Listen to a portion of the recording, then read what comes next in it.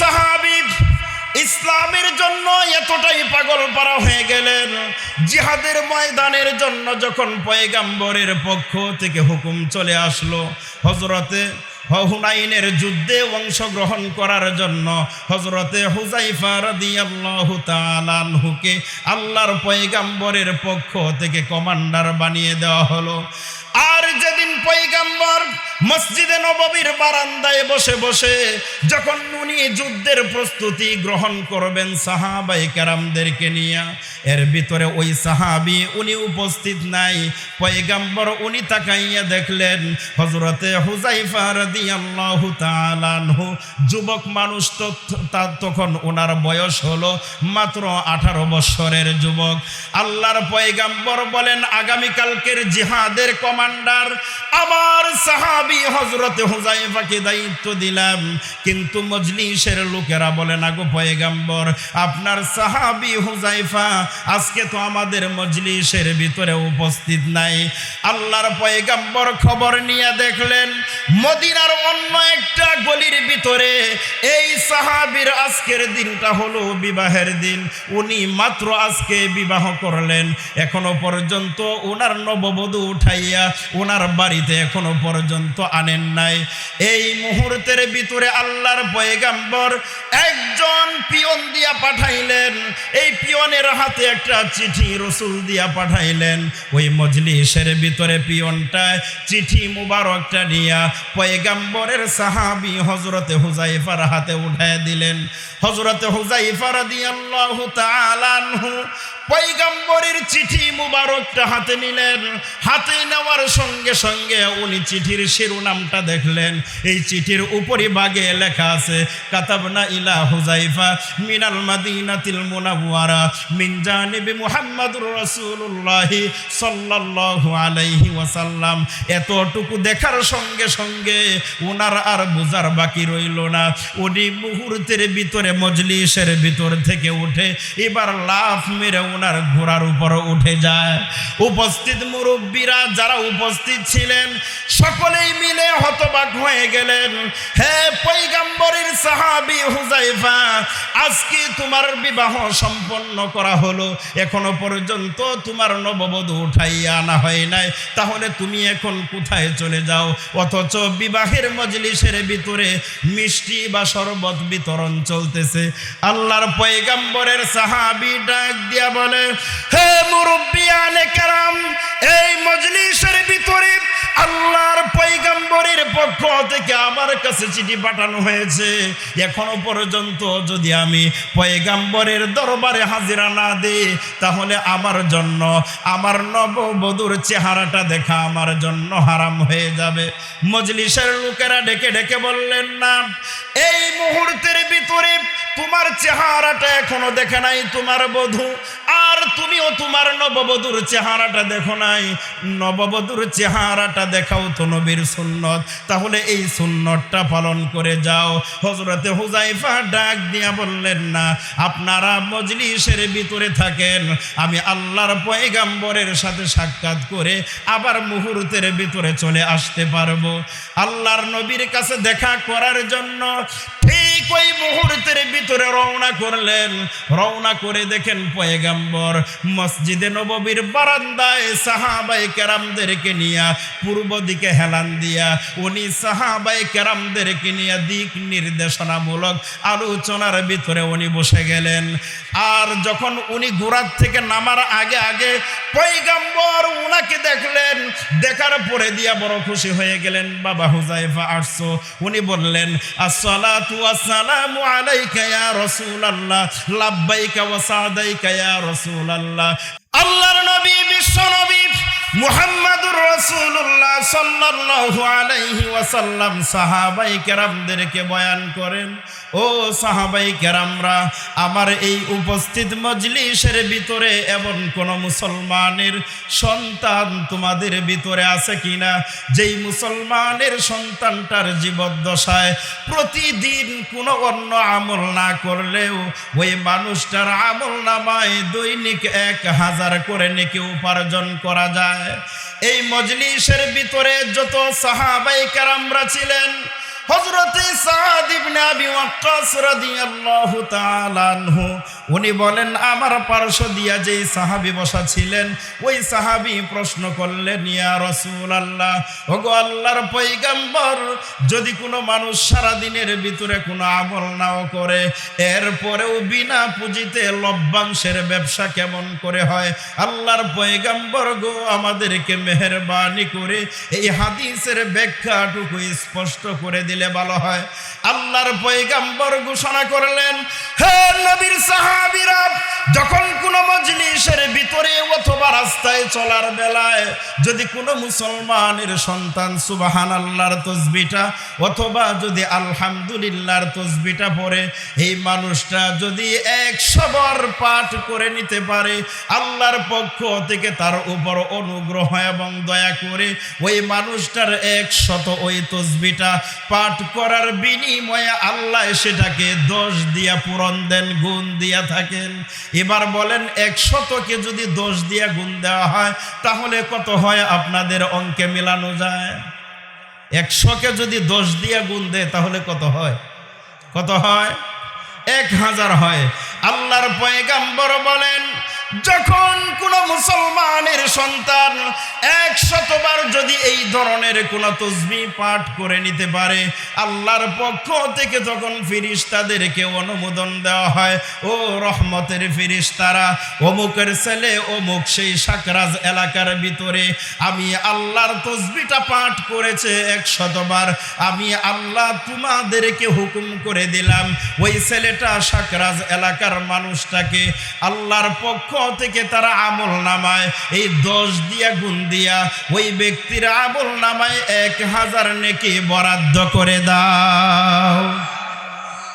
এই জন্য বলছিলাম যে ক্লান্ত হয়ে গেলেন কিনা, এই ছোট্ট জিহ্বা যেটা দিয়ে আমরা কথা বলি, এই জিহ্বাটা দান করেছেন কে? আর যে জমিনে আমরা বসা আছি জমিনটা কার?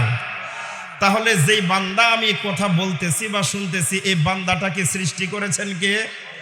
আল্লাহ। তাহলে আল্লাহর বান্দা আল্লাহর জমিনে বসে আল্লাহর দেওয়া নিয়ামতটা দিয়া একটু কথা বললে এটা হলো আল্লাহর পাওনা আদায় করা। আর যদি আমরা এটাকে লড়াচড়া না করে যদি চুপ করে থাকি, বন্ধ করে রাখি, তাহলে আল্লাহর নিয়ামতের নাশুকরিয়া হয়। আল্লাহ তখন বান্দার প্রতি রাগান্বিত হয়ে যান। আপনারা কি চান যে মানুষের প্রতি আল্লাহ রাগ গুসা হয়ে যান? জোরে বলেন, রাগ হয়? রাগ হওয়াটা আমরা চাবো না। কেন? মানুষ যখন মারা যাবে, যদি মুমেন বান্দা হয়, মুমেন বান্দা হলে তখন ওই বান্দাটা মৃত্যুকালীন সময় সাকরাত যখন হয়, তখন ওই মানুষটার কানে কানে আল্লাহর পক্ষ থেকে সালাম বিনিময় করা হয়। আল্লাহ কেন সালাম দিবেন? যদি আপনার প্রতি পর্যাপ্ত পরিমাণ আমার প্রতি রাগান্বিত হয় তখন সালাম দিবেন? সালাম দিবেন না। যদি আপনার আমার প্রতি আল্লাহর কোনো কাজের দ্বারাই সন্তুষ্টি অর্জন করা যায়, তবেই আল্লাহ বিনিময়ে আমাদেরকে সালাম দিবেন। আর সালামের বিনিময়ে বোঝা যায় যে আল্লাহ আমাদের প্রতি সন্তুষ্ট। মরতে দেরি হবে, আল্লাহর শ্রেষ্ঠতরী জান্নাতের ভিতরে ঢুকতে দেরি হবে না। আপনাদের এই মাহফিলের আয়োজন করেছে আজকের যুব সমাজরা। এই আজকের যারা যুবক, এই যুবকগুলাই কিন্তু আগামী দিনের আমাদের দেশের ভবিষ্যৎ। এই যুবকগুলা কি হয়? ভবিষ্যৎ হয়।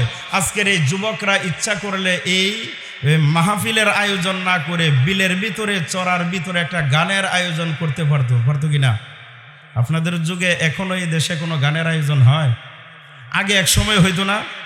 এক সময় হইতো, কিন্তু মানুষ আস্তে আস্তে ডেভেলপ হইতে হইতে মানুষ উন্নতির শিখরে পৌঁছাইতে এখন মানুষেরা আর গানের কোনো আয়োজনের দিকে আকৃষ্ট নয়।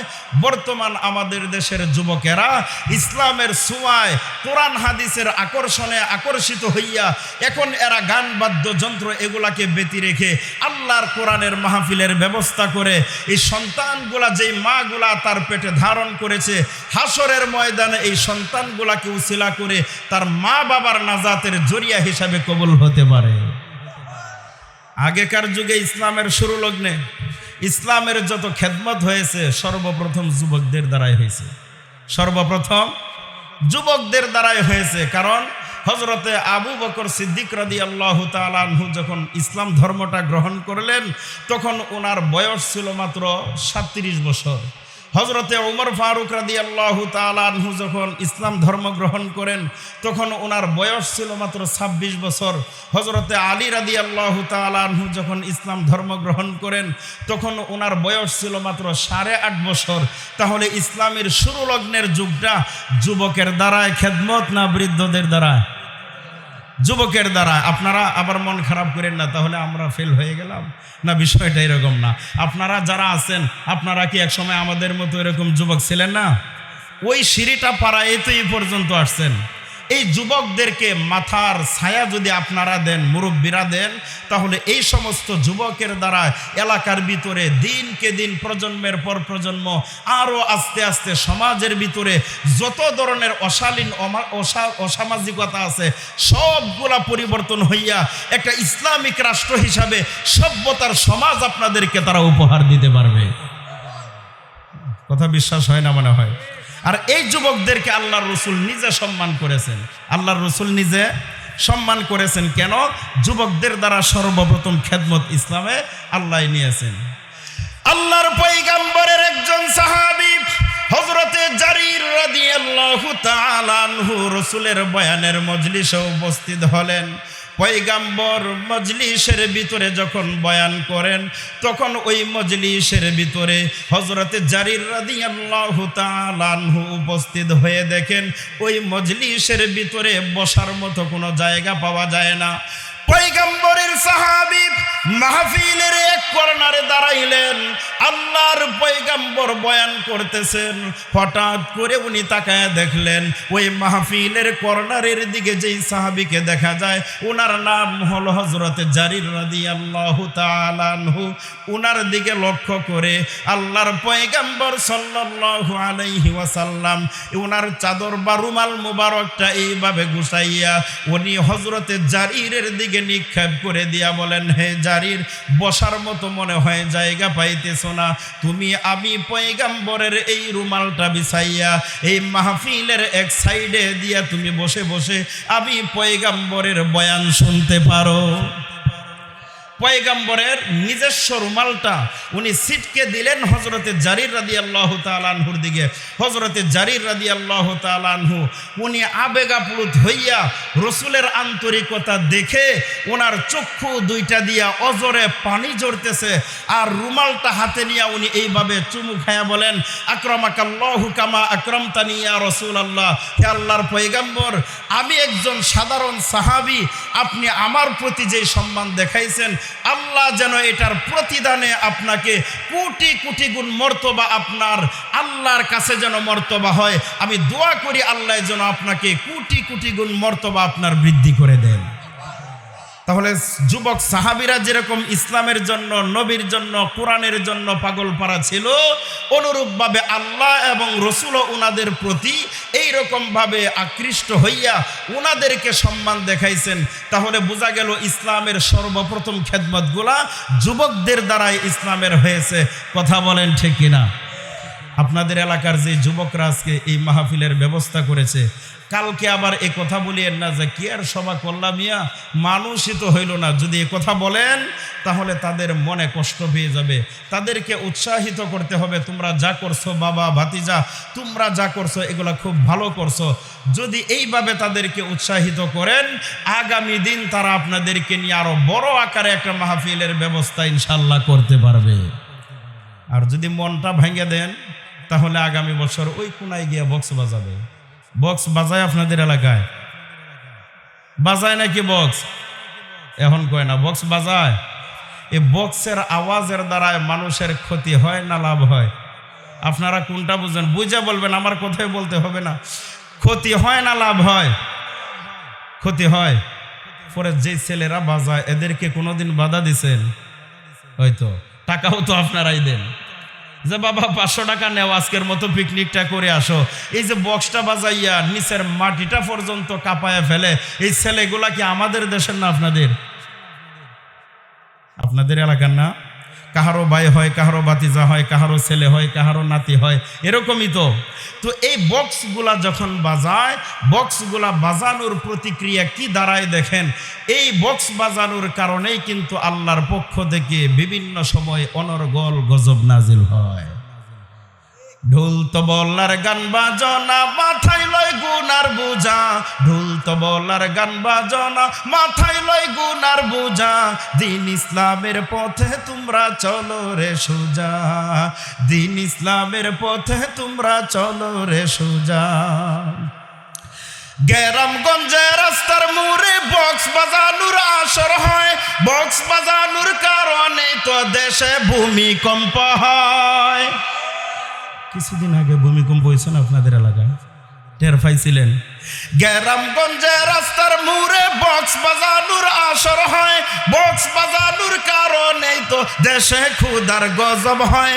কবরেতে গেলে বুঝবি পরে, কবরেতে গেলে বুঝবি বক্স বাজানোর কি মজা, দিন ইসলামের পথে তোমরা চলো রে সোজা, দিন ইসলামের পথে তোমরা চলো রে সোজা।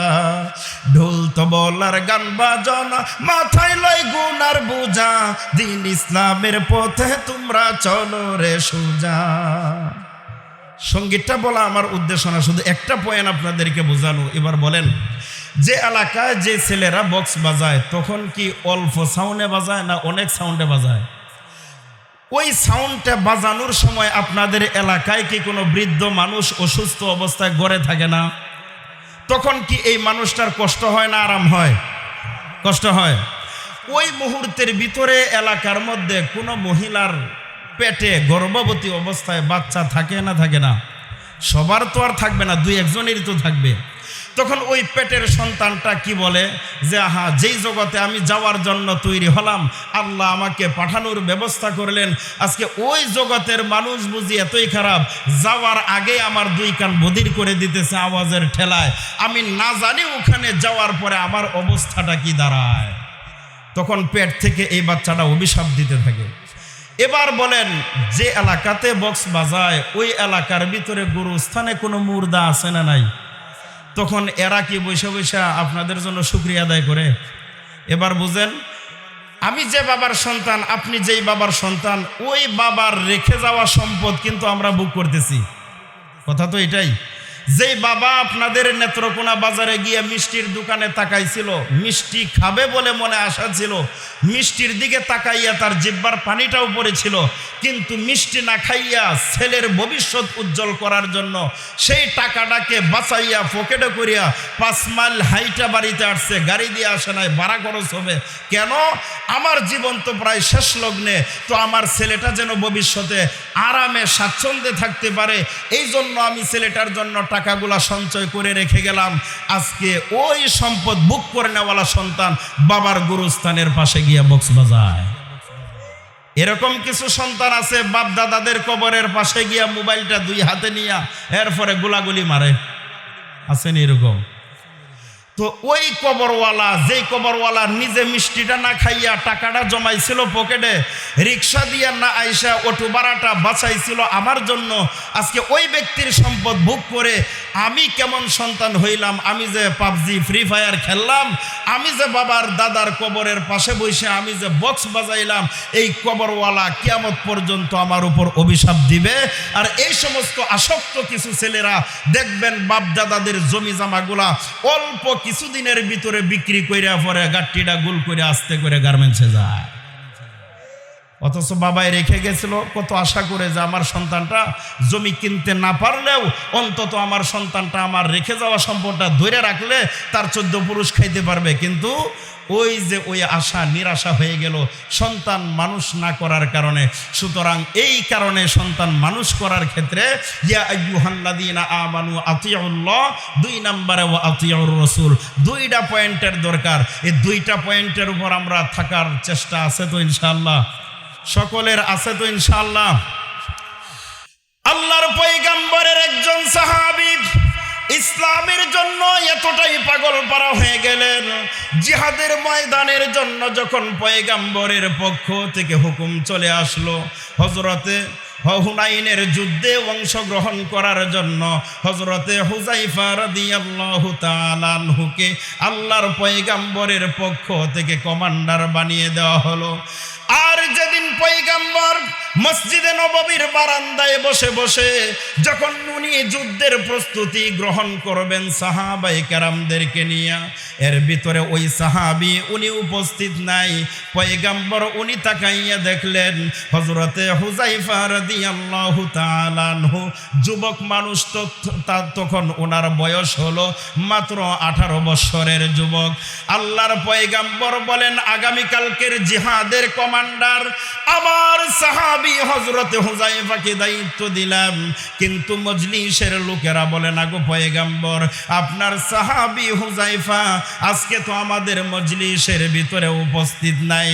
আল্লাহর পয়গম্বর খবর নিয়ে দেখলেন মদিনার অন্য একটা গলির ভিতরে এই সাহাবীর আজকের দিনটা হলো বিবাহের দিন, উনি মাত্র আজকে বিবাহ করলেন, এখনো পর্যন্ত ওনার নববধূ উঠাইয়া ওনার বাড়িতে এখনো পর্যন্ত আনেন নাই।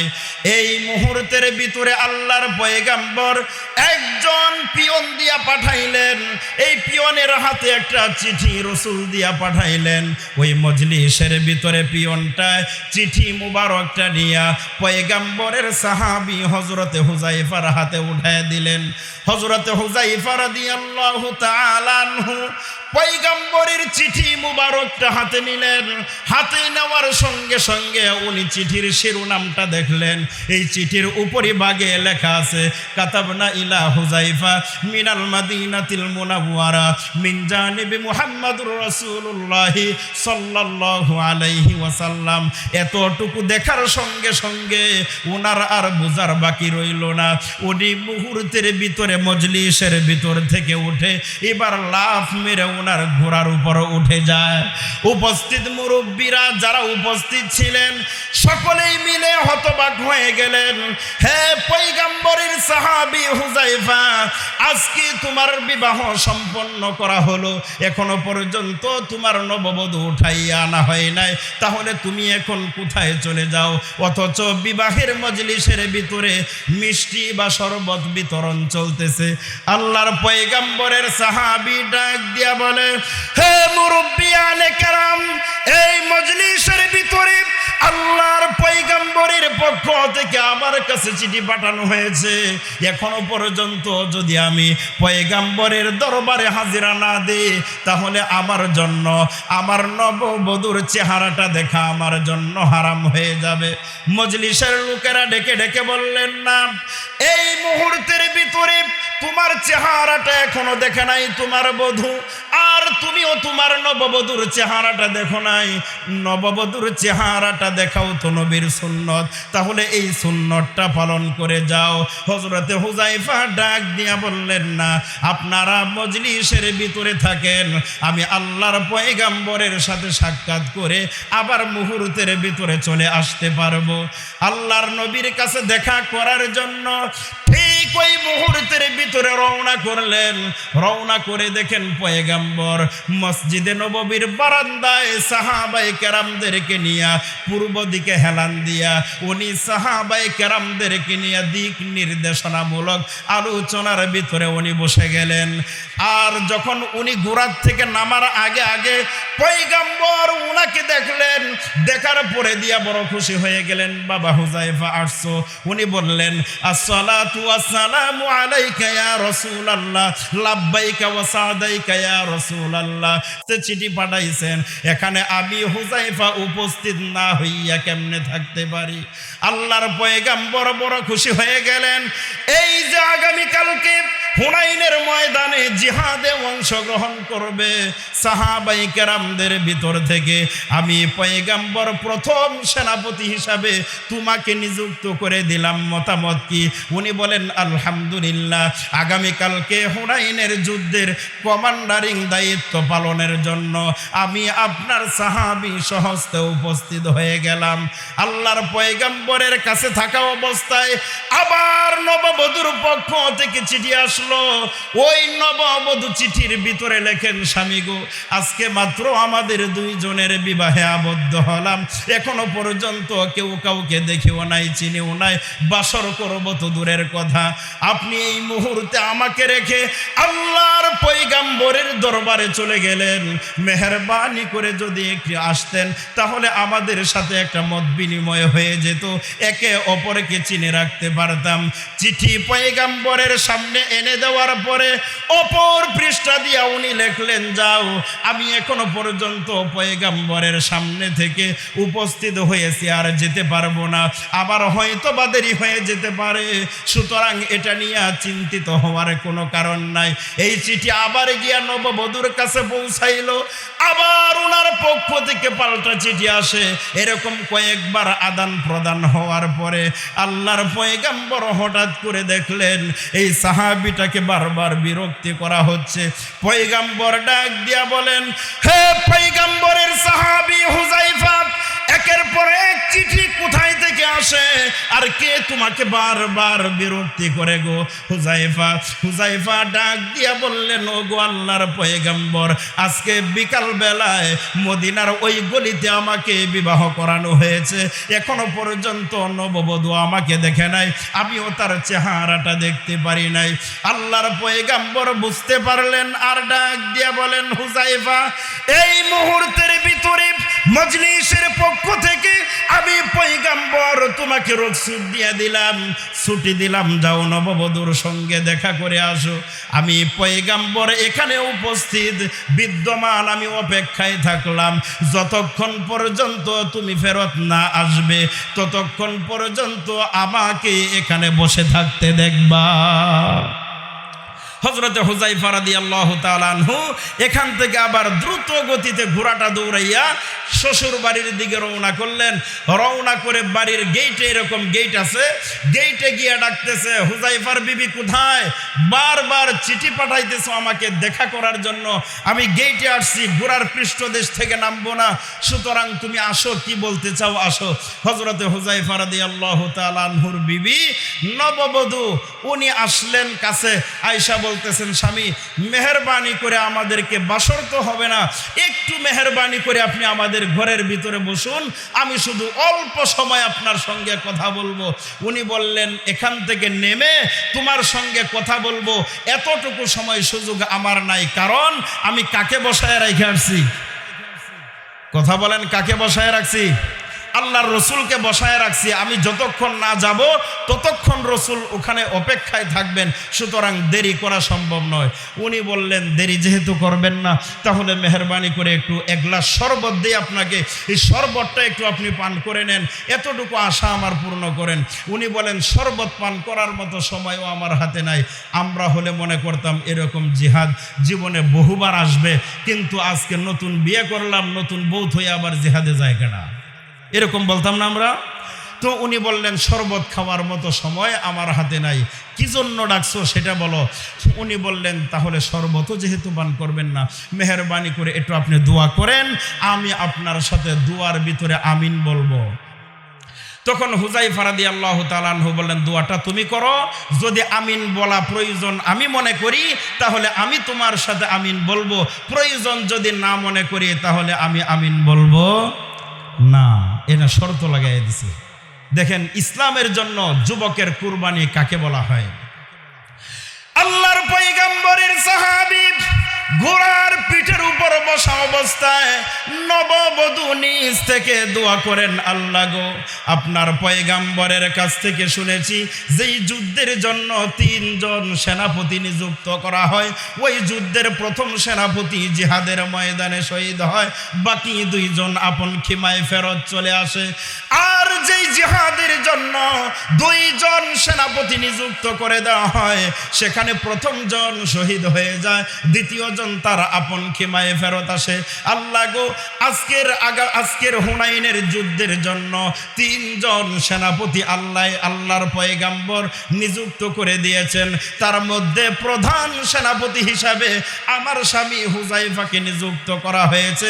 সুতরাং এটা নিশ্চিত যে আমার স্বামী জিহাদের ময়দানে যাওয়ার পরে ওখানে কাফেরদের হাতে আঘাতপ্রাপ্ত হইয়া শহীদ হয়ে যাবে। সুতরাং আমার স্বামীটা তো আর ফেরত আসবে না। হে পরওয়ারদিগারে আলম, আমি হুযায়ফার নতুন বউ হিসাবে আপনার কাছে আবেদন করতে চাই, আল্লাহর পয়গম্বরের হাদিস সত্য, আমার স্বামী আজকে জিহাদের ময়দানে শহীদ হয়ে যাবে, কোনো সন্দেহ নাই। তবে আমি নববধূর আবেদন হিসাবে আপনার কাছে দরখাস্ত জানাইলাম, আমার স্বামী হুযায়ফাকে আপনি মেহেরবানি করে আমার কোলে আবার ফিরাইয়া দিবেন। এতটুকু বলার সঙ্গে সঙ্গে হযরত হুযায়ফা হাত দুটা ছেড়ে দিয়া বলেন, ও হুযায়ফার বিবি, এরকম দুয়ার ভিতরে আমিন বলার জন্যই বুঝি আমাকে উপস্থিত করলা? হ্যাঁ হুযায়ফার বিবি, আগে থেকে যদি আমার জানা থাকতো তাহলে আল্লাহর পয়গম্বরের নোরানি চেহারা মুবারকটা দেখা রাইখা আমি তোমার দুয়াতে আমিন বলার জন্য আসতাম না। কিন্তু আমি জানি না বিদায় আজকে তুমি নববধূর দুয়াতে শামিল হওয়ার জন্য এখানে আমি উপস্থিত হয়েছি, কিন্তু কথার ভিতরে দেখলাম অনেক দূরত্ব দেখা যায়, এজন্যই বলার সঙ্গে সঙ্গে আমার দুইটা হাত আমি নিচের দিকে ছেড়ে দিলাম। ওরে হুযায়ফার বিবি, ভালো করে শুনে রাখো, এই লৌহ বর্ম পরিহিত অবস্থায় হুনাইনের ময়দানে যাওয়ার বেলায় তোমার গেট থেকে বলে গেলাম আমি হুযায়ফাকে দ্বিতীয়বার আর তোমার সঙ্গে কোনোদিন দেখা হবে না, তবে একবারের দেখার দ্বারাই বুঝে নিও, হাসরের ময়দানে চিনে নিও আমি যে তোমার স্বামী ছিলাম। আমি এই মুহূর্তের ভিতরে যখন ঘোড়ার পিঠের উপর বসা তোমার দিকে যখন আমিন আমিন বলতেছি, তখন এক শ্রেণীর জান্নাতের ফেরেশতারা তোমার এই গেটের ভিতরে এসে বারবার আমাকে স্বাগতম জানায় আর ডাকাডাকি করে। হে আল্লাহর পয়গম্বরের সাহাবী, আর কতক্ষণ অপেক্ষায় করাবেন আপনি? আর কতকাল দেরি করবেন? হুনাইনের যুদ্ধে অংশগ্রহণ করার সময় হয়ে গেছে, তো আপনি মেহেরবানি করে চলে আসুন ময়দানের ভিতরে গিয়ে আপনি কাফেরদের তলোয়ারের নিচে জীবনটা বিসর্জন দিবেন। আমরা জান্নাতের ফেরেশতারা আপনার অপেক্ষায় দাঁড়াইয়া রইলাম, আপনার বডি থেকে রূহটা বের হওয়ার সঙ্গে সঙ্গে আল্লাহর তরি জান্নাতে পৌঁছানোর জন্য। তাহলে ওই সাহাবীর বয়স ছিল 18 বছর, যুবক না বৃদ্ধ ছিল? জোরে বলেন, যুবক না বৃদ্ধ ছিল? যুবক। ওনাদের দ্বারা ইসলামের খেদমত হয়েছে না হয় নাই?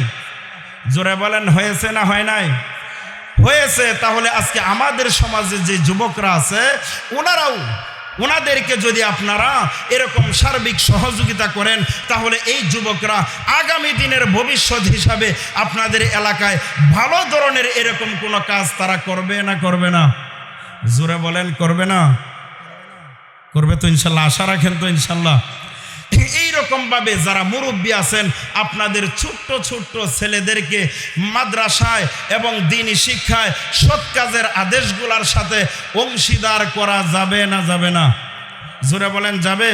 আমি যে হাদিস শুরুতে পাঠ করেছি এই হাদিসটার ভিতরে রাসূল বলেন, ইন্নাল্লাহা তাআলা ইয়াকুলু ইয়াউমাল কিয়ামাতি আইনাল মুতাহাব্বুনা বিজালালি আল-ইয়াউমা আযিল্লুহুম ফি যিল্লি ইয়াউমা লা যিল্লা ইল্লা যিল্লি। আল্লাহ হাসরের ময়দানে সমস্ত মানুষদেরকে একত্রিত করার পরে ডাক দিয়া বলবেন, আইনাল মুতাহাব্বুনা বিজালালি, এই হাসরবাসীর ভিতরে ওই সমস্ত মানুষ তোমরা কোথায় যারা দুনিয়াতে একে অপরকে মুহাব্বত করেছিলে আমি আল্লাহর ইজ্জতের খাতিরে। এবার আপনাদের কাছে প্রশ্ন, এখানে যারা আসছেন এইখানে কাহারো চেহারা দেখার জন্য আসছেন? আল্লাহর খাতিরে এবং রসুলের খাতিরে এই তো আসছি। আল্লাহর কোরআন নবীর হাদিস থেকে আলোচনা শোনার জন্য উলামায়ে কেরামের সাথে আমরা আসছি, দেখা করার জন্য, কথা শ্রবণ করার জন্য। তাহলে আল্লাহ যে বলছেন বিজালালি, এটা আল্লাহর ইজ্জতের খাতিরে আমরা একত্রিত হই নাই? জোরে বলেন, হয়েছে কিনা? হয়েছি। এখন রসুল বলেন সাহাবায়ে কেরামদেরকে বলার পরে সাহাবায়ে কেরাম বলেন, ইয়া রাসূলুল্লাহ, ময়দানে মাহশরে আল্লাহ যখন ডাকবেন তখন দিবেনটা কি? আল্লাহর রসুল বলেন, দিবেনটা হলো আল্লাহ লাস্টে দিয়া বলবেন আল ইয়াউমা আযিল্লুহুম ফি যিল্লি ইয়াউমা লা যিল্লা ইল্লা যিল্লি। হাসরের ময়দানে আপনারা জানেন আল্লাহর আরশের ছায়া ব্যতীত আরো কোনো ছায়া থাকবে না। যারা এই ধরনের কোরআন হাদিসের আলোচনার মজলিসগুলাতে একসুইর সাথে আন্তরিকতার সাথে যারা আসেন তাদেরকে আল্লাহ বলেন ওই যারা আমার ইজ্জতের খাতিরে মুহাব্বতে বসতে এদেরকে আজকে আমি আল্লাহর আরশের ছায়ার নিচে আশ্রয় দান করব। তাহলে হাসরের ময়দানে আরশের ছায়ার নিচে আশ্রয় পাইলে আরো কিছু লাগবে, জোরে বলেন আরো কিছু দরকার। সূর্যটা একেবারে মাথার আমরা জানি কয় হাত উপরে থাকবে, আদাত, কিন্তু হাদিসের ভিতরে আসছে কি? হাদিসের ভিতরে আসছে আপনারা জানেন আমার চেয়ে আরো ভালো। আগের যুগে একটা এলাকাতে নিয়ম ছিল, কিছু মানুষ সুরমা বিক্রি করত এলাকায় হাইটা, এখন আর এগুলা নাই। সুরমা বিক্রি করতো, সুরমা দানির যে শিশিটা আছে এই শিশির ভিতরে একটা শলাকা আছে না, এটা দিয়ে বড়াইয়া মানুষের চোখের গাডের মধ্যে দিত। এই রকম সুরমা দানিটা যতটুকু লম্বা, হাসরের ময়দানে মানুষের মাথার উপর সূর্যটা এতটুকু উপরে থাকবে। আমরা তো এমনি জানি আদাত, কিন্তু আদাত থাকলে কি এটা রেহাই পাওয়ার মতো কোনো কিছু? সূর্যটা কি পরিমাণ তাপ দিবে, এই তাপটার কারণে মানুষ দুনিয়াতে ঘুমাইতে পারতো না। সূর্যের মতো পাওয়ার কিন্তু চন্দ্রেরও ছিল, সূর্যের মতো পাওয়ার চন্দ্রেরও ছিল। তাহলে এখন চন্দ্রের পাওয়ার গেল কোথায়? চন্দ্রের পাওয়ার গেল কোথায় কেউ বলতে পারবেন? কেউ শুনেন নাই কোনোদিন?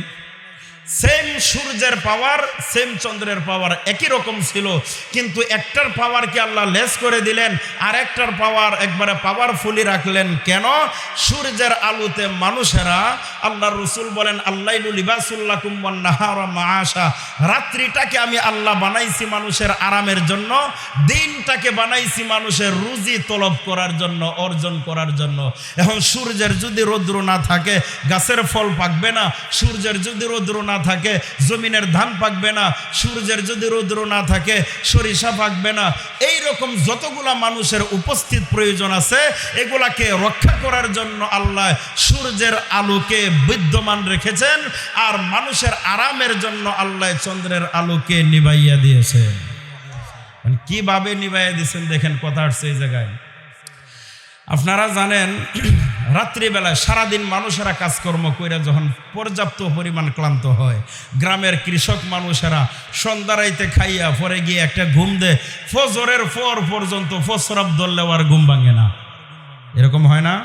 আর বড় লোকরা 15 টাকা 20 টাকা দামের ট্যাবলেট খাইয়া দুরা সাপের মতো ঘুরায়, তারপরেও ঘুমায় না। কথা বাস্তব মনে হয়? আচ্ছা, এরকম এলাকার মানুষ কেউ দেখেন নাই মনে হয়? সকালবেলা উঠে মুড়ে গিয়া কই এত দামের ট্যাবলেট খাইলাম, তাও 1 ঘন্টা ঠিক মতো ঘুম হইল না, মাথাটাই পুরা গরম। আর যে বেড়ায় সেফার বত্তা দিয়া পানি বাদ দিয়ে ঠান্ডা বাদ দিয়ে খাইয়া ঘুমাইছে, ও বালিশ সারা শুইছে, এরপরও দেখেন ঘুমের কোনো অভাব নাই। এটা দান কার? জোরে বলেন কার দান? আল্লাহর পয়গম্বর বলেন পৃথিবীর মানুষেরা সারা দিন হাওরের ভিতরে, বিলের ভিতরে চাষাবাদ করবে। ওই চাষাবাদ করার পরে দিয়া মানুষের শরীর যখন ক্লান্তি হয়ে যাবে, ওই মানুষেরা রাত্রিবেলায় ঘুমাইতে আসবে। এখন যদি চন্দ্রের আলোটা ওই রকম সূর্যের মতো পাওয়ারফুল থাকে তাহলে তো মানুষ আর ঘুমাইতে পারবে না। এজন্য আমি জিবরাইলকে হুকুম করলাম, হে ফেরেশতাদের কমান্ডার জিবরাইল, আবার দুনিয়ার বান্দাগুলা রাত্রিতে আরাম করবে, তাদের আরামের ভিতরে যেন কোনো ব্যাঘাত না হয়, এদের জন্য আমি আল্লাহ হুকুম করে দিলাম চন্দ্রের ভিতর থেকে আলোটা সরায়া দাও। জিবরাইল বলেন কিভাবে সরাবো গো আল্লাহ? আল্লাহ তখন ডাক দিয়া বলেন, ও জিবরাইল, তোমার যে নূরের পাখাগুলো আছে ওই পাখাটা দিয়া 3 বার এরকম আঘাত করে দাও। কবুতর উড়ে না আমাদের দেশে, কবুতরে ফাঁক বাড়ি দে, কত কিছু ফাঁক বাড়ি দে। এইরকম ভাবে জিবরাইল আলাইহিস সালাম বলেন আমাকে আল্লাহ হুকুম করলেন এটার ভিতরে 3 বার পাখনা বাড়ি দিবার, ডানা বাড়ি দিবার। আমি যখন 3টা বাড়ি দিলাম, বাড়ি দেওয়ার সাথে সাথে আল্লাহর কুদরতি ভাবে চন্দ্রের আলোটা গায়েব হয়ে গেল, অদৃশ্য হয়ে গেল। এখন রাত্রিবেলায় ঘুমাইতে কেউ কোনোদিন বলছেন যে চন্দ্রের আলোর চোখের মধ্যে ঝিলিক দিছে যে কারণে এখন আর ঘুমাইতে পারি না, এরকম কেউ বলছেন?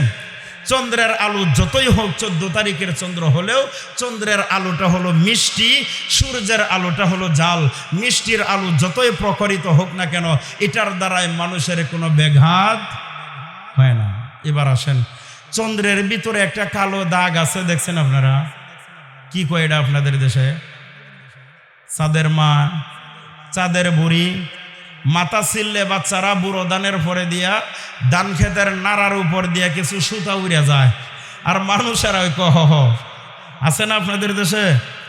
ধান ক্ষেতের নাড়ার উপর দিয়ে কিছু সুতা উড়ে যায়, বাচ্চারা শিলা মাথার মধ্যে এটা দেখ, ওইটা দিলে তাড়াতাড়ি চুল লম্বা হয়। এটার সাথে চুলের কি সম্পর্ক? এটা তো চুলের কোনো সম্পর্ক না। তো বড় মানুষেরা কয় চাঁদের ভিতরে যে দাগ আছে ওইখানে একটা চাঁদের মা বসা আছে, বলে না এরকম? আসলে চাঁদের মাও নাই, চাঁদের মা ওখানে বইয়া বইয়া ওই সুতাটা স্যার, এটার নামই দিয়েছে বুড়ি সুতা, বলে না এরকম? আসলে মূলত বিষয় এটা নয়। চাঁদের ভিতরে যে দাগটা দেখা যায়, মুফাসসিরিনে কেরামের দুইটা ব্যাখ্যা করেছেন। একটা হলো যে জিবরাইল 3টা বাড়ি দেওয়ার কারণে ওর ভিতর থেকে যে আলোটা বের হয়ে আসছে, আল্লাহ বলেন এখানে যে পূর্বে আলো ছিল এটার একটা নিদর্শন দাগ স্বরূপ রেখে দাও, দুনিয়ার কিয়ামত পর্যন্ত আনেওয়ালা বান্দারা যেন এর থেকে জ্ঞান অর্জন করতে পারে যে এখানে পূর্বে একটা কিছু ছিল, সেটাই হলো তার আলো। আমি আল্লাহ আলোটাকে বের করে দিয়া তার নিদর্শনটা ওখানে রেখে দিয়েছি।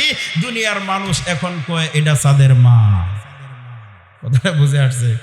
আরেকটা হলো মুফাসসিরিনে কেরাম বলেন কিতাবের ভিতরে যে আল্লাহর রাসূল যখন কাফেরদের দেখানোর জন্য মুজিজা স্বরূপ এই আঙ্গুল দিয়া চাঁদকে কয় টুকরা করেছিলেন, শুনেন না এই ঘটনা আপনারা? চাঁদকে দ্বিখণ্ডিত করেছিলেন। আপনারা দেখবেন কোনো বিল্ডিংয়ের দেওয়াল যদি ভেঙে যায়, পড়ে যায়, তখন পুনরায় রাজমিস্ত্রি দিয়ে ওটাকে আস্তর করানো হয়।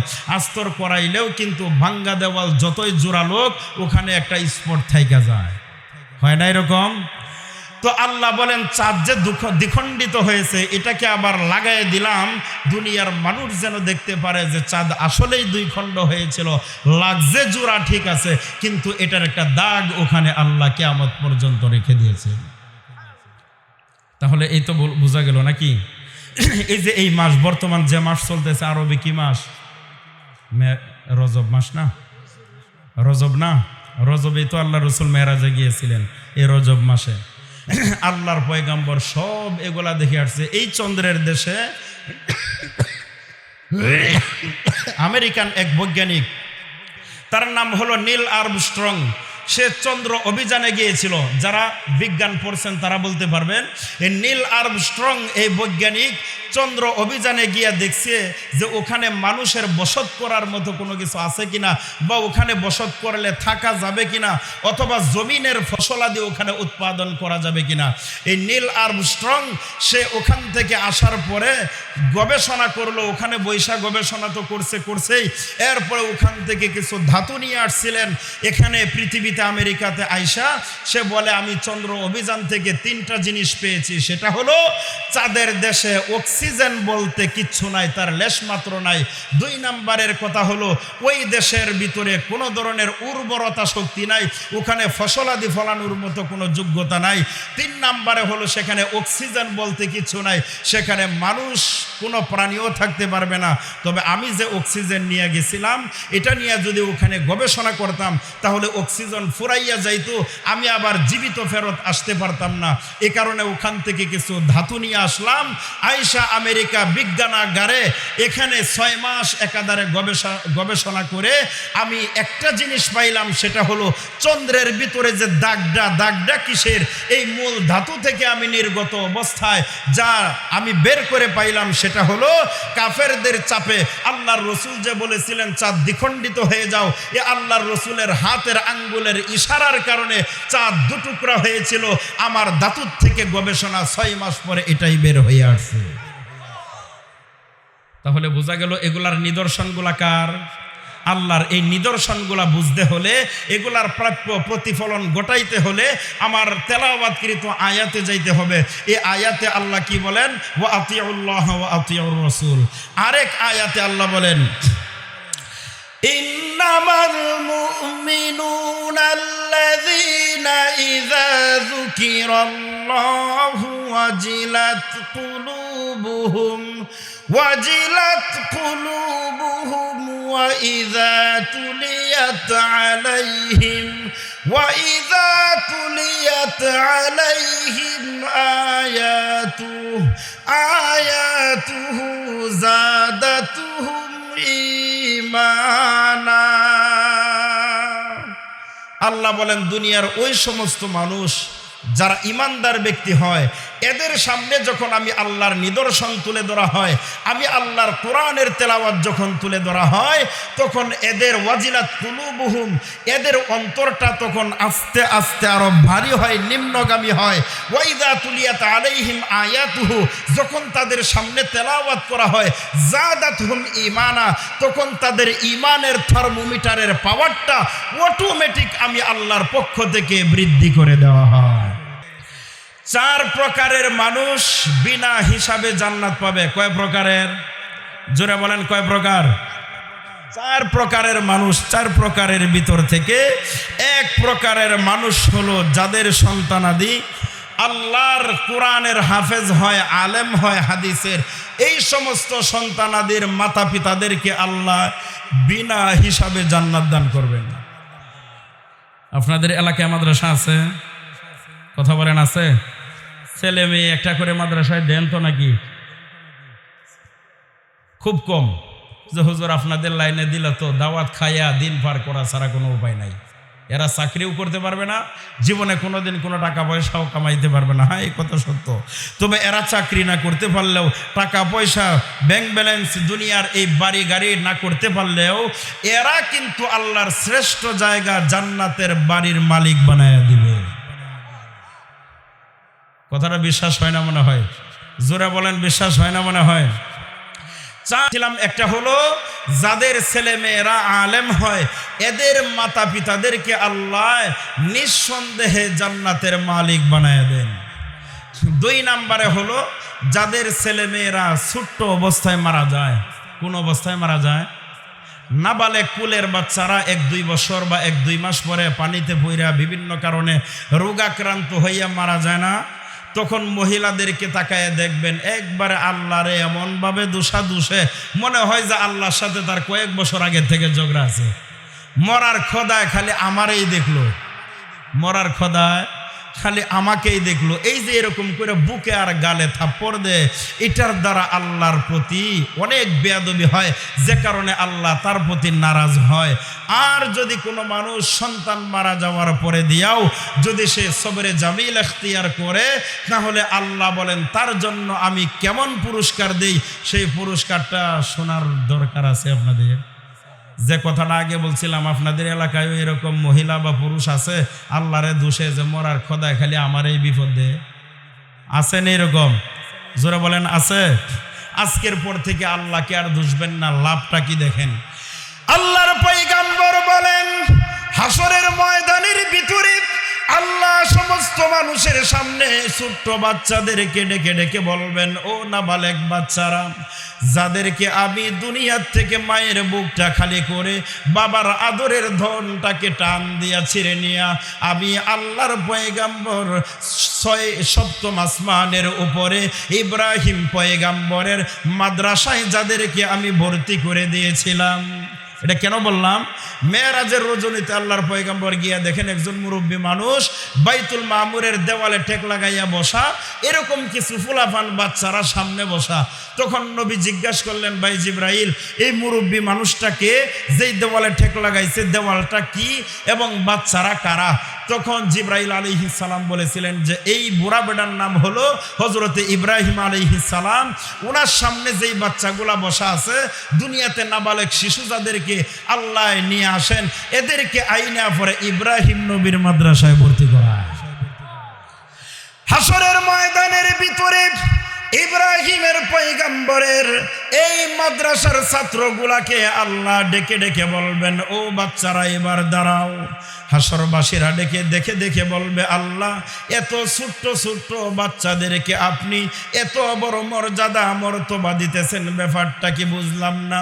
আল্লাহ তখন ডাক দিয়ে বলবেন, যেই মানুষটা নেত্রকোনা মোহনগঞ্জ এলাকার ভিতরে 5-7 বছর হয়ে গেল বিবাহ করলো, এখনো পর্যন্ত তার কোনো সন্তান আদি হয় না, আর কয়েক বছর পরে একটা সন্তান যখন আমি আল্লাহ দিয়েছিলাম, তখন ওই সন্তানটা দেওয়ার পরে দিয়াও আবার আমি আল্লাহ তার কলিজাটাকে টান মেরে ছিঁড়ে নিয়ে আসছিলাম, তখন তার কাছে কেমন লেগেছিল।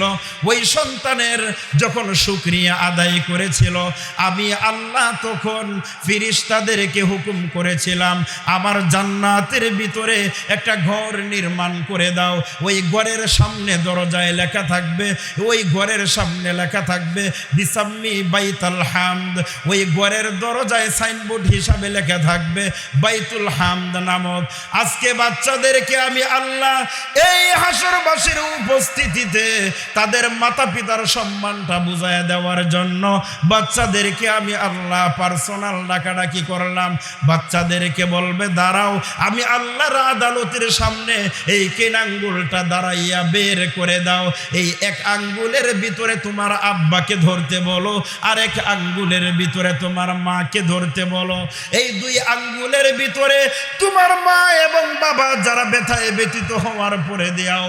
আমি আল্লাহর কাছে শুকরিয়া আদায় করেছিলেন, ওই তোমার আদরের বাবা এবং মাকে 2 আঙ্গুলের কিনারায় ধরাইয়া এবার জান্নাতের মাঠের চতুর্দিক দিয়ে ঘোরাফেরা করাও। আল্লাহ ঘোরাফেরা করাইলাম, আর কি করব। আল্লাহ তখন ডাক দিয়া বলবেন, এই জান্নাতের চতুর্পার্শ্ব দিয়া ঘুরতে ঘুরতে একবার তাকায় দেখবা একটা ঘরের সামনে যেই ঘরটা বাইতুল হামদ লেখা আছে, ওই বাইতুল হামদের সাথে তুমি বাচ্চার নামটাও আরবিতে লেখা আছে। বাচ্চা বলবে, আল্লাহ পাইলাম, ঘর বুঝে পাইলাম, নাম সাইনবোর্ডটুকু আমি বুঝে পাইলাম, এখন কি করা।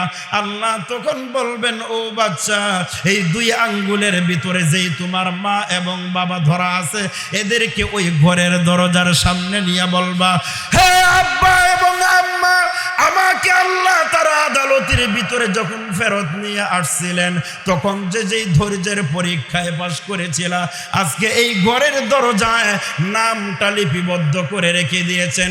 এই ঘরটার জন্য আল্লাহ তোমাদেরকে আমাকে সহ চিরদিনের জন্য জান্নাতটার মালিক বানায়া দিয়েছেন। তাহলে সন্তান যদি মারা যায়, তাহলে ওই মুহূর্তের ভিতরে কান্নাকাটি করা না ধৈর্য ধরা? জোরে বলেন, কি করা? ধৈর্য ধরা।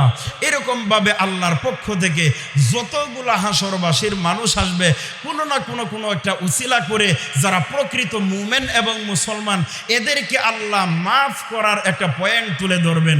আমি একটা পয়েন্ট তুলেই আমি আপনাদেরকে ছেড়ে দিতেছি। ওনাদের টার্গেট ছিল 11:30টার ভিতরে মাহফিল শেষ করা, এবং আমাকে বলেছিলেন যে জান্নাত এবং জাহান্নাম সম্পর্কেও একটু আলোচনা করা। শুরু লগ্নে যে বিষয়টা তুলে ধরেছিলাম যে যুবকরা মাহফিলের আয়োজন করেছে, এই যুবকদেরকে এদের মাথার উপর ছায়া দান করবে কারা বলছিলাম? জোরে বলেন, কারা? মুরব্বীরা যদি সমাজের বুদ্ধির দিক দিয়ে নেতৃত্ব দেয়, তাহলে সমাজের ভিতরে যে কোনো ধরনের কাজ সহজভাবে করাটা যুবকের জন্য সহজ হয়। এই জন্য যারা বয়স্ক মানুষ আছেন, আপনারা তাদেরকে সার্বিক সহযোগিতায় রাখবেন, তাদেরকে বলবেন তোমরা কাজ করো, আমরা দোয়াও করব, সার্বিক সহযোগিতাও করব। এই ধরনের কোনো একটা আদনা ইমানদারওয়ালা মানুষ যদি থাকে, তাহলে সর্বশেষ যেই মানুষটা জান্নাতে যাবে, ওই মানুষটাকে আল্লাহ কি পরিমাণ দুনিয়া বড় পরিমাণ জান্নাত দিবেন। আপনারা শুনছেন ইতিপূর্বে কোনো আলেমের কাছ থেকে, সর্বশেষ যে মানুষটা জান্নাতে ঢুকবে, এই মানুষটাকে আল্লাহ কি পরিমাণ জান্নাতটা বড় দিবেন। কেউ শোনেন নাই পর্যন্ত? কেউই শোনেন নাই? জান্নাতের যে মাঠটা আছে, এই মাঠটার নাম হলো মাজিদ। মাঠটার নাম হলো মাজিদ।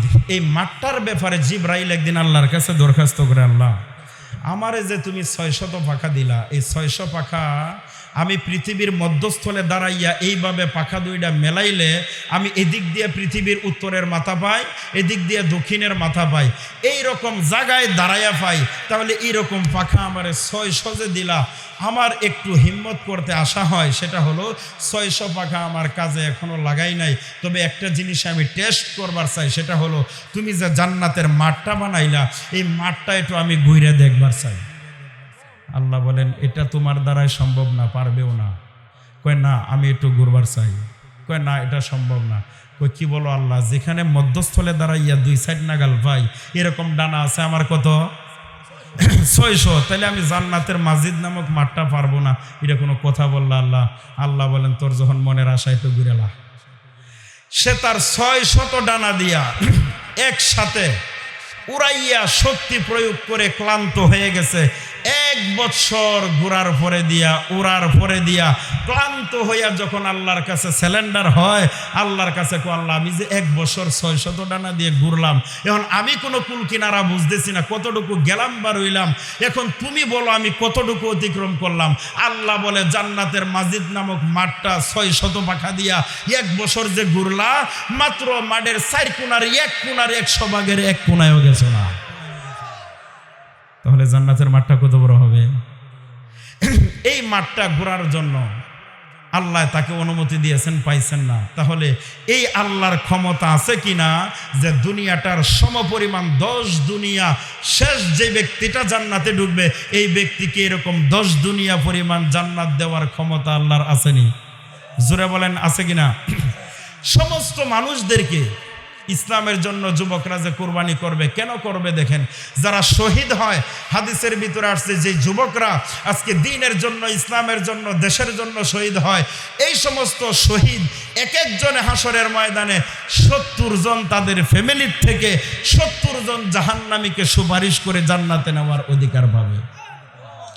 এরপরে আল্লাহর রাসূল বলেন কি, যারা দ্বীনের জন্য শহীদ হয়, এরা শহীদ হওয়ার জন্য যদি অন্তরে নিয়ত করে রাখে, এরপরে কোনো কারণে যদি সে মাঠে ময়দানে শহীদ হতে না পারে, বিছানায় পড়ে মারা যায়, ওই মরণটাকেও আল্লাহ শহীদি মর্তবার তালিকায় নাম উঠায় দেয়।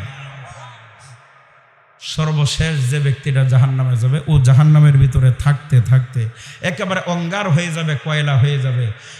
সর্বশেষ দিন আল্লাহ যখন তাকে বলবে যে আজকে একটু তোমাকে বাহির করার ব্যবস্থা করব, তখন সে ব্যক্তিটা হাবুডুবু খাইয়া, আমরা দেশে এটারে কয় কাপ বইতেছে, আপনারা দেশে কি কয়, যখন কোনো দিকে ডাইন বাম কোনো হাল না পায় তখন খালি হাবুডুবু খায়, কাপ বইতেছে।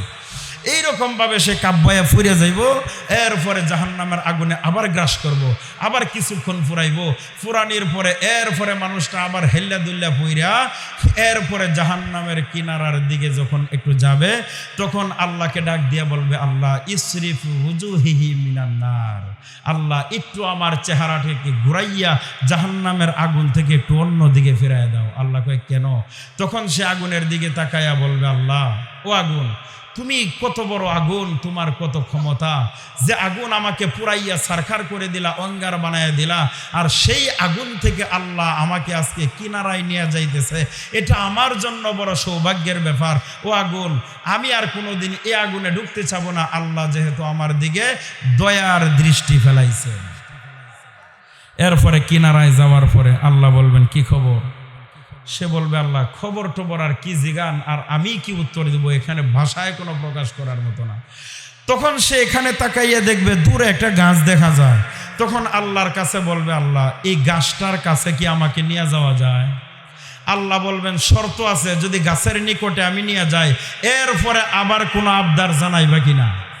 বাঙালির তো স্বভাব হলো একটু পাইলে আর একটু চায়, একটু পাইলে আর একটু চায়। তখন আল্লাহ বলবেন, গাছটার নিকটে যেহেতু যাইতে চাও, তাহলে আমি নিতে চাই, তবে শর্ত হলো পরবর্তীতে কোনো আবেদন করা যাবে। সে বলবে, আল্লাহ একটা কিছু আর চাইবো না, তুমি মেহরবানি করে ওই দুজখের কিনারায় যে গাছটা আছে, খালি ওই গাছটার কিনারায় আমাকে একটু নিয়ে যাও। আল্লাহ গাছের নিকটে নিয়ে যাবে, নিয়ে যাওয়ার পরে সে একটা নিঃশ্বাস ছাড়বে, কারণ জেলখানার থেকে বের হইলে দুনিয়াটা যেরকম দেখা যায় আনন্দ লাগে, এরকম দুজখের ভিতর থেকে বাইর হইয়া সে একটা আরামের নিঃশ্বাস ছাড়বে। নিঃশ্বাসটা ছাড়ার পরে মনে মনে বলবে, আল্লাহ পৃথিবীর কোনো মানুষকে মনে হয় এই রকম আরামদায়ক জায়গা আল্লাহ কাউকে আর দেয় নাই, যেই জায়গাটা আল্লাহ এখন আমাকে গাছের নিচে দান করছে।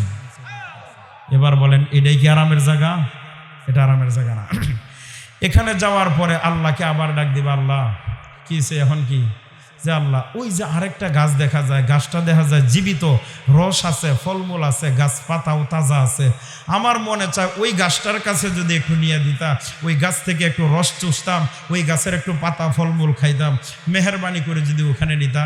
আল্লাহ বলবেন একটু আগে ওয়াদা কি ছিল, এখন আবার কি? তখন বলবে আল্লাহ আর চাইতাম না, এটাই শেষবার। এরকম করতে করতে আল্লাহ দ্বিতীয় গাছটার নিচে যাবেন, নিবেন। দ্বিতীয় গাছটার নিচে নিয়ে যাওয়ার পরে বলবে আল্লাহ তোমার কাছে শুকরিয়া, মনে হয় কোনো মানুষকে তুমি এই রকম নিয়ামতের জায়গা আর কোথাও দেও নাই, তুমি মনে হয় সর্বপ্রথম আমাকেই দিলা। দ্বিতীয় গাছের কাছে যাবে, যাওয়ার পরে বলবে আল্লাহ, এর কিছুদিন পরে আবার পরে দিয়ে আল্লাহকে ডাক দিয়ে বলবে আল্লাহ ওই যে ওটা কি দেখা যায় যে? আল্লাহ বলবে ওটাই তো জান্নাত। আচ্ছা আমি জান্নাতে যাইতাম না, আমি তোমার কাছে অগ্রিম বলতেছি আমি জান্নাতে যাইবার চাই না, কারণ জানে দুইবার ওয়াদা ভঙ্গ করছে। এখন অগ্রিম সাধু সাজতেছে, আল্লাহ আমি জান্নাতে যাইতাম না, তোমার কাছে আগেই বললাম। আল্লাহ যদি একটু খালি জান্নাতের গেটটার কাছে নিয়ে দিতা, আমি খালি একটু চেহারাটা দেখতাম। আল্লাহর মনের ভিতরে এত পরিমাণ দয়া উঠে যাবে, দয়া উঠে যাওয়ার কারণে আল্লাহ বলবেন বান্দারে তোমার মনের ভিতরে যেই তামান্নাটা ছিল যে এই গাছের নিচে যাও, গাছের নিচে এনে দিলাম, আবার দ্বিতীয় গাছের নিচে যেতে চাও, ওখানে আবার এনে দিলাম। এবার তুমি চাও জান্নাতের নিকটবর্তী হওয়ার জন্য। এবার জান্নাতের নিকটবর্তী যখন হতে যাবে, জান্নাতের নিকটবর্তী আল্লাহ নিয়ে দিবেন। আল্লাহ জান্নাতের নিকটবর্তী নিয়ে যাওয়ার পর এই জাহান্নামের সর্বশেষ বান্দাটা তাকায় দেখবে গ্লাসের ভিতরে যেরকম আমরা যেরকম দেখি বাহির থেকে দেখা যায়, এই রকম ভাবে জান্নাতের দরজায় গিয়া এবার সে গিয়া দেখবে জান্নাতের ভিতরের মানুষেরা যে খাবার খাইতেছে, ওদের চামচ বা প্লেটের শব্দ তার কানের ভিতরে পাওয়া যায়। এবার গ্লাসের ভিতর, ওরা গ্লাসের ভিতরে আর হ্যাঁ বাহির থেকে এরকম খালি উকি সুকি পারবে। ব্যাপারটা কি? এত মানুষ এখানে চামচ বাড়িয়েছে, প্লেট বাড়িয়েছে, জগ গ্লাস বাড়িয়েছে, তাহলে এরা না জানি এখানে কি করতেছে। তখন আল্লাহকে ডাক দিয়া বলবে আল্লাহ, তখন আল্লাহ বুঝে ফেলবেন ব্যাপার কি। কই যে আল্লাহ যদি একটু খালি একবার সুযোগ দিতা, খালি একটা সুহিদা দেখে আবার ফিরে আয় পড়তাম। আল্লাহ বলবেন ওয়াইলাকা ইবনে আদম, আদম সন্তান বড় গাদ্দার, আদম সন্তান বড় গাদ্দার। কি হলো তোমার? আগে কি বলছিলা আর চুক্তিটা ভঙ্গ করতেছো কয়বার? আল্লাহ আসলে তাকে যে মাফ করবেন এটা আল্লাহ প্রকাশ করতেছেন না, মানে ক্রমান্বয়ে তাকে কাছাকাছি নিয়ে যাইতেছেন। আল্লাহ তখন জান্নাতের দরজায় তাকে বলবেন তুই কি চাস? কই যে আল্লাহ এরা যে ভিতরে হাত পাও লাড়াছড়া করতেছে, ইয়ার সাথে খালি 1 মিনিট উঠা বসা কইরা আমি আবার বাইরে পড়বাম, আল্লাহ আর থাকবার চাই না, একটু যদি মেহেরবানি তুমি করতা। তখন আল্লাহ তার এই দাবিগুলা শুনবেন একটু দেরি করিয়া। দেরি করার সময় আল্লাহর হাদিসের ভিতরে আসছে দাহিকার রব্বু, আল্লাহ তখন সঙ্গে সঙ্গে বান্দার এই কথাটা শুই না মুস্কি একটা হাসি দিয়ে দিবেন, মুস্কি একটা হাসি দিয়ে দিবেন। হাসিটা দিয়ে আল্লাহ বলবেন যা ঢুক, ভিতরে ঢুক। ভিতরে এবার ঢুকবে, ভিতরে এবার ঢুইকা সে জান্নাতের নাজ নিয়ামত গুলা যখন দেখবে, দেখা পরে চিন্তা করে বলবে হ্যাঁ আগে আমি কি বলছিলাম আর এখানে আইসা দেখার পরে আমি কি পাইলাম। তখন জান্নাতীদেরকে আল্লাহ প্রশ্ন করবেন, হে জান্নাতের ভিতরের মানুষেরা, হাল ওয়াজাদতুম মা ওয়াদা রাব্বুকুম হাক্কা, আমি আল্লাহ তোমাদেরকে যে ওয়াদা করেছিলাম এই ওয়াদা অনুযায়ী তোমাদের প্রাপ্য পেয়েছ কিনা? তখন মানুষের ভিতরে 2 দলে বিভক্ত হয়ে যাবে। আওয়াম সর্বসাধারণেরা, কিছু মানুষেরা বলবে হ্যাঁ পেয়েছি, আর কিছু মানুষেরা আলেমদের দিকে তাকায় থাকবে। আলেমরা হ্যাঁ বলবে না নাকি না বলবে এটার দিকে তাকায় থাকবে। তখন আলেম উলামায়ে কেরামরা ডেকে ডেকে বলবেন আল্লাহ আপনি দুনিয়াতে থাকা অবস্থায় কোরআন হাদিসের ব্যাখ্যা বিশ্লেষণের ভিতরে যাহা কিছু ওয়াদা করেছিলেন এগুলা এখনো পর্যাপ্ত পরিমাণ পাই নাই। মানুষেরা আপনারা বলবেন পেয়েছি, আল্লাহর বান্দা আলেমরা বলবে আমরা পাই নাই। এখন কেন বলবেন যে আমরা পাই না? এর মারেফতটা কি? এর মারেফতটা হলো যে আল্লাহ আপনি যে বলছিলেন জান্নাতের ভিতরে নিজের চোখে একটু দেখা দিবেন আমাদেরকে, এই দেখাটা এখনো পর্যন্ত জোরে বলেন পাই। হুরে গলমা যতনে নিয়ামত হায় তু, হুরে গলমা যতনে নিয়ামত হায় তু, सबसे बेहतर नियामते दीदारे तू, सबसे बेहतर नियामते दीदारे तू। আল্লাহর কাছে বলবে আল্লাহ যত রকমের নাজ নিয়ামত তুমি দিলা এগুলো একটারও দরকার নাই, যদি একবার তোমাকে আমাদের চোখের দ্বারাই দেখবার পাই। তখন আমাদের দর্শে নেজামিতে কিতাবের ভিতরে একটা হাদিস আছে, হুজুর এখানে বসা, আমরা ছোট মানুষ, হাদিস বলাটাও বেয়াদবি এক প্রকারের। হাদিসটার ভিতরে এইভাবে আনছেন, ইন্নাকুম সাতারাউনা রাব্বাকুম কামা তারাউনাল কমার হাযা লাইলাতাল বাদর লা তুযাম্মুনা ফীহি লিইজদিহামিন নাস। আল্লাহর রাসূল বলেন ইন্নাকুম সাতারাউনা রাব্বাকুম কামা তারাউনাল কমার হাযা লাইলাতাল বাদর লা তুযাম্মুনা ফীহি লিইজদিহামিন নাস। আপনাদের এই নেত্রকোনা আকাশের ভিতরে 13 বা 14 তারিখের দিন চন্দ্র আকাশে উঠে না উঠে না? কথা বলেন উঠে? তখন চন্দ্র যখন 14 তারিখে উঠে তখন কি এরকম কেউ বলেন যে বেটা তোর মাথা নিচা, তোর কারণে চাঁদ দেখতে পারি না? এরকম কেউ বলেন? আকাশে চাঁদ উঠে তৃপ্তি সহকারে সবাই যার তার চোখের পাওয়ার অনুযায়ী তৃপ্তি সহকারে সবাই দেখে। আল্লাহর রাসূল বলেন আল্লাহকে জান্নাতের ভিতরে 14 তারিখের চন্দ্রের মতো দেখবে। কেমন দেখবে? লিইজদিহামিন নাস, মানুষের বিড়াবিড়ির কারণে একজন আরেকজন দেখতে গিয়ে কোনো অসুবিধা হবে না। এই রকম তৃপ্তি সহকারে মানুষেরা ওখানে আল্লাহকে দেখতে পাবে। দেখার পরে মানুষেরা আল্লাহর তাজাল্লি সহ্য করতে পারবে না, না পাইরা এখানে চিত হয়ে বেহুশ হয়ে পড়ে যাবে। এই পড়া অবস্থায় সময় কাটবে 40,000 বছর। কত বছর? 40,000 বছর। তাহলে ওই যে ব্যক্তির কথা বলেছিলাম সর্বশেষ জান্নাতের দুয়ারে গেল, এখন এই ব্যক্তিকে আল্লাহ ঘোষণা দিলেন কোথায় ঢোকার জন্য? জোরে বলেন কোথায়? রাসূল বলেন ইন্না আলাইকা মিসলাদ দুনিয়া ওয়া আশারাতা আমসালিহা, তুমি যে সর্বশেষ জান্নাতি এই হিসাবে তোমাকে সরিষার দানা পরিমাণ ঈমান তোমার ভিতরে থাকার কারণে আল্লাহ এতক্ষণ পর্যন্ত খেলাটা এইভাবে ঘুরায় নিছেন তোমাকে জান্নাতের জন্য। এই রকম ইন্না লাকা মিসলাদ দুনিয়া, তোমাকে দুনিয়ার 10 দুনিয়া সম পরিমাণ আল্লাহর পক্ষ থেকে জান্নাত বরাদ্দ করে দেওয়া হলো। ওই জান্নাত আমরা পাইতে রাজি আছি তো ইনশাআল্লাহ? জোরে বলেন রাজি আছি তো ইনশাআল্লাহ? সবাই রাজি আছি তো ইনশাআল্লাহ? হুজুর আয়েশা বলছেন দোয়া করবেন, সময় অনেক চলে গেছে। মাহফিলটা মসজিদের উসিলায়, এবার বলেন মসজিদে আমাদের মন যায় না? যায় না? খুব কম না? খুব কম। এটা আপনারা বললে হবে না। বাঙালিদের স্বভাব হইল যখন ইমাম সাহেব খুতবা নিয়ে দাঁড়ায় তখন লুঙ্গি পাঞ্জাবি একসাথে লইয়া দৌড় দিয়া পুকুরে গিয়া 1 মিনিটে গোসল করবার গিয়া পরে লুঙ্গি আর পাঞ্জাবি সহ ভিজাইয়া পরে উঠে। আর সারাদিন কামের কোনো অভাব নাই, শুক্রবার দিন যে যাবে, শুক্রবার দিন যাবে যে এত তাড়াতাড়ি এত ব্যস্ততা তার মাথার ভিতরে থাকে। ইমাম সাহেব খুতবা পড়া শেষ পর্যায়ে তাকবীরে তাহারিমা বাদার পরে কোনো মতে গিয়া দৌড় দেয়। কিছু মুসল্লি দৌড় দেয় যে এমনভাবে দৌড় দেয় এরপরে আগে পরের সুন্নত আর পড়ে না। আর ওয়াক্তীয় নামাজের কিছু সুন্নত মুসল্লিরা মসজিদে পড়ে, মনে করেন 1 মিনিটে 3 রাকাত পড়ে।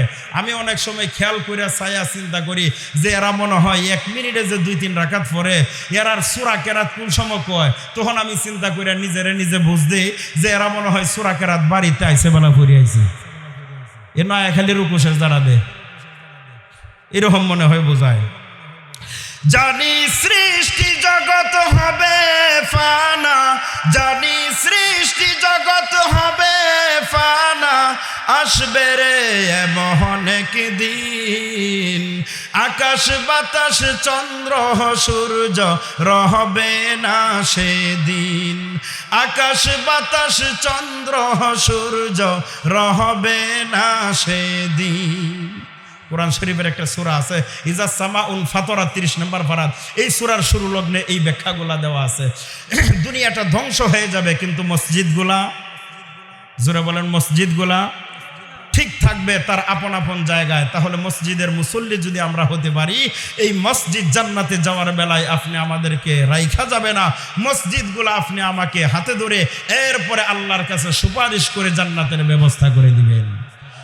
আল্লাহ তাআলা আমাদের সবাইকে অসমাপ্ত কথাগুলাকে আগে বলনেওয়ালা এরপরে শুননেওয়ালাদের সবাইকে আমল করার তৌফিক দান করুন, আমিন। ওয়া আখিরু দাওয়ানা আলহামদুলিল্লাহি রাব্বিল আলামিন। আসসালামু আলাইকুম ওয়া রাহমাতুল্লাহ।